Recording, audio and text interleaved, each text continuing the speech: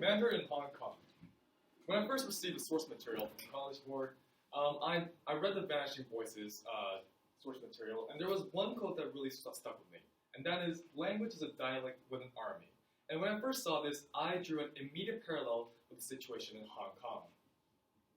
Right now, the official languages, the status quo in Hong Kong, is that the languages recognized are Chinese and English. But the legal definition of Chinese remains ambiguous, as in, it does not specify whether it is Cantonese or Mandarin, which dialect it is. And China officially promotes in its constitution the nationwide use of Putonghua, and there are people in Hong Kong who complain that Cantonese does not receive equal attention in comparison to Mandarin when it comes to education in Hong Kong. And why does this matter? Because language, in the end, it has societal and cultural implications, and even political implications. And language may actually become involved in even more tensions among mainland Chinese and Hong Kong, which is already occurring right now with umbrella protests.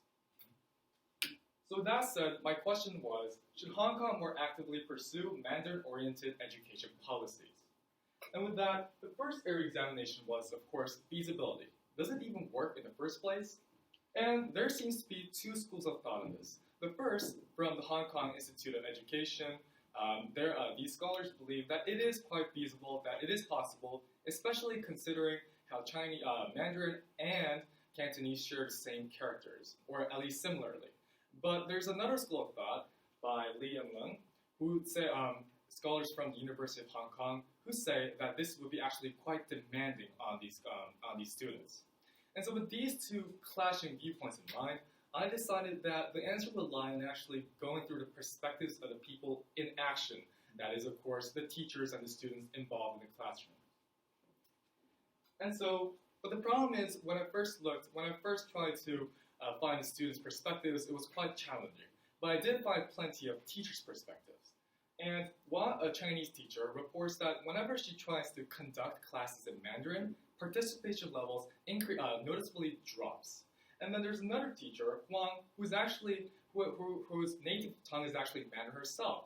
And she says that it would be actually premature because students, even if they learn Mandarin in the classroom, there's nowhere out there in predominantly Cantonese Hong Kong to actually use this language, and would therefore not help the students in the long run.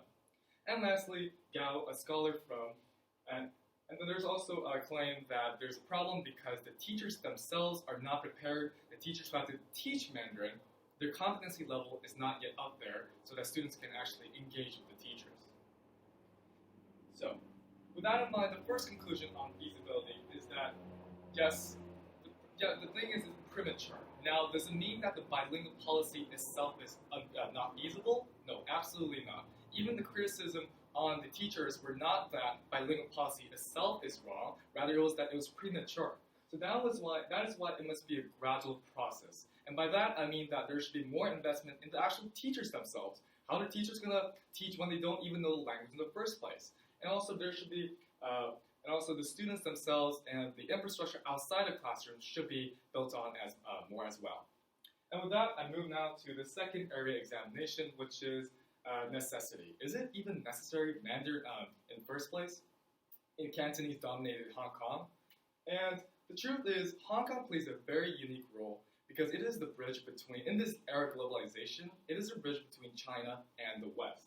And what this means is that people who invest in rather Hong Kong, that be Chinese or Western investors, demand people who can actually speak Mandarin. And that's why Mr. Ao, a parent of a 10-year-old girl, a Hong Kong girl, says that that's why he wants her child to be able to be fluent in Mandarin so that she has a brighter future. And then there's Li Kaosheng, Hong Kong's richest businessman, who says that yes, Hong Kong must adopt more Mandarin-oriented policies or it will fall behind. It will lose its unique competitive edge in the international hub world.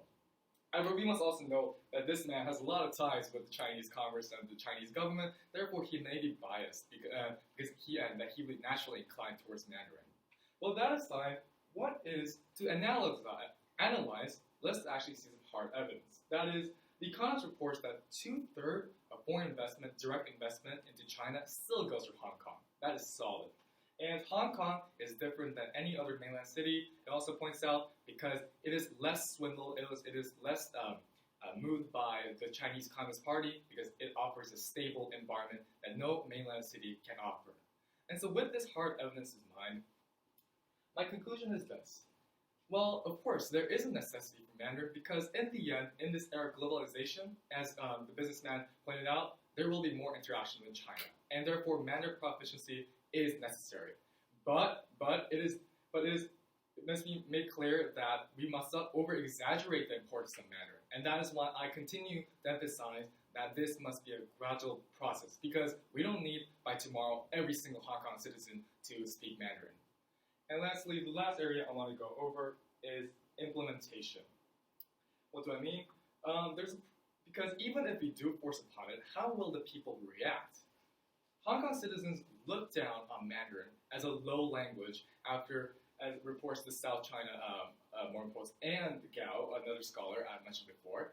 And this is a problem because if there's psychological resistance, then even if we do educate Hong Kong citizens with Mandarin, then it's not going to help them learn it more quickly. And that goes for saying, and this is proven by how recent Chinese University Hong Kong poll recently stated that hostility against Mandarin has risen, and that therefore proficiency levels may deter.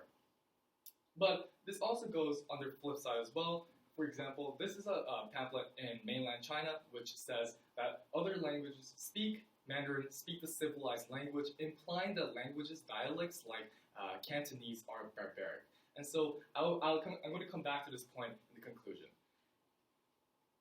And then about other implementation areas, we must also realize that if we progress too much, we put too much emphasis on Mandarin, that we are going to lose the social, cultural values that come with language. For example, an interview by the South China Morning Post with this grandmother. This grandmother complained that she cannot communicate with her granddaughter because they don't speak the same language.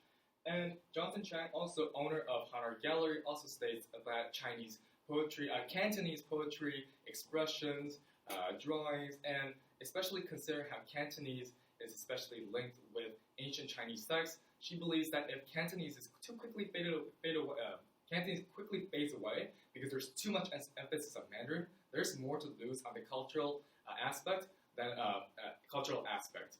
So that is why Cantonese must be retained.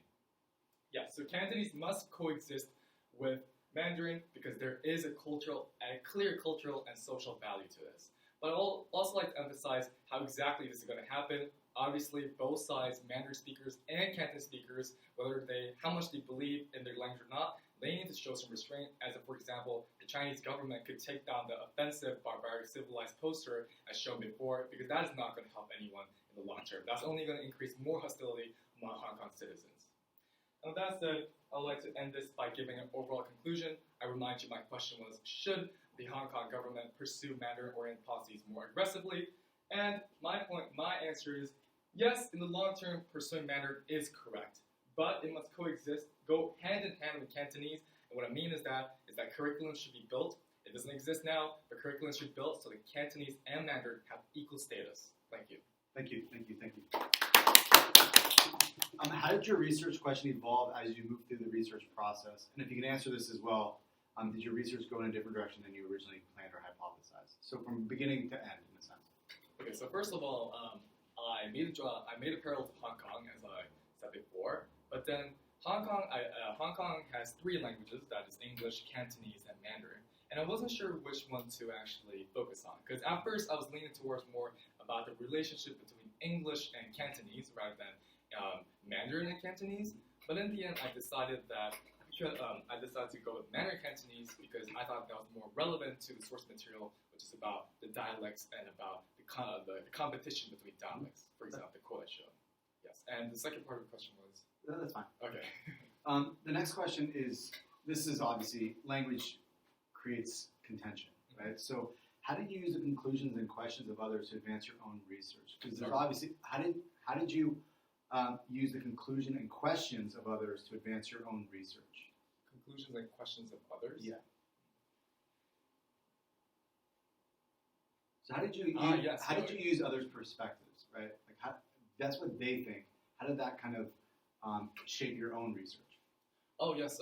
So what I really noticed is that whenever I read newspaper, like a lot of op-ed articles out there about this, about a lot of activists towards only Cantonese or only Mandarin, that's a lot of hostility. As in, like they were criticizing each other not in civil, like modern, like restrained ways, but they were really going out there, having and making weird claims. So what happened is that in the end, I had to realize how much animosity there was between the two perspectives, and then I had to decide to discard some of them that were way too extreme, and in the end, I came to the conclusion, as I showed before, that both sides must restrain each other. So I didn't take the perspectives at face value, but rather synthesize them. Thank you. Perfect. Thank you. Thank you.